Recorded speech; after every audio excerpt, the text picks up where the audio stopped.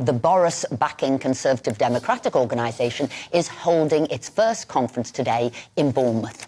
Lord Cruddas, Priti Patel and Jacob Rees-Mogg are amongst those who will be giving key speeches throughout the day, and we're pleased to be joined now by Andrea Jenkyns, Conservative MP for Morley and Outwood, who will also be singing at the conference, I understand, Andrea, which will certainly be a highlight. It'll be better than what you hear on Eurovision tonight, that's certainly for sure. People might not know that Andrea was an opera singer. Absolutely, professional singer, and very good she is too. Now, Andrea, can you just let us know, and our viewers know, what's the purpose of the Conservative Democratic organisation? Because to people from the outside, it seems like an organisation that hasn't reconciled itself to the fact that Boris Johnson's no longer Prime Minister, wants to undermine Rishi Sunak at every opportunity and replace him with Boris Johnson again. Is that a fair analysis of what the Conservative Democratic organisation is? Not really, Phil. And hi, Esther. It's good to speak to you both.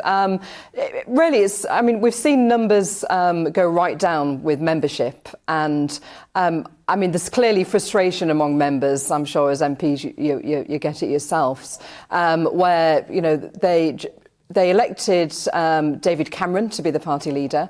They didn't get a vote over Theresa May. It was MPs who decided. They finally got a vote to vote for Boris.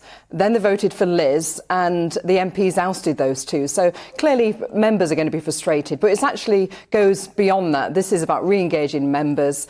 I mean, I'm sure you both remember the days of party conference where members used to stand up and be able to speak from the audience. And it's about re-engaging members. That's the key focus about it. Because I've heard the words take back control, and I wonder, that's on the website, that's what it's meant to be, the members having a say. But people will question, is that about that, or are you wanting to impose policy on the leaders of the moment? What is it then, this taking back control? Of what, of whom, and why?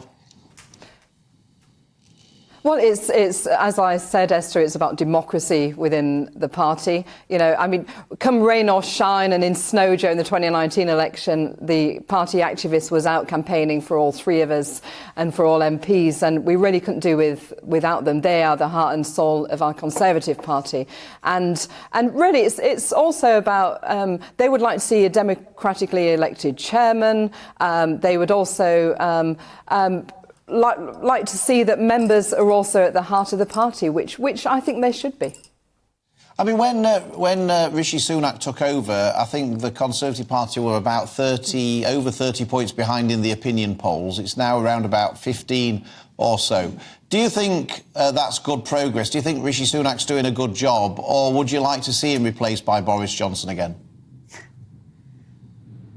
I mean, if we look when Boris was first ousted, the figures are not that different to where Rishi is now. Some weeks it was slightly better. I mean, look, I'm a big advocate of democracy. This is why I fought so hard for Brexit, and we saw so many people in Parliament cross-party trying to thwart that. And I think that it was wrong what MPs did to oust the two leaders who the party members voted for. That's a personal opinion of mine.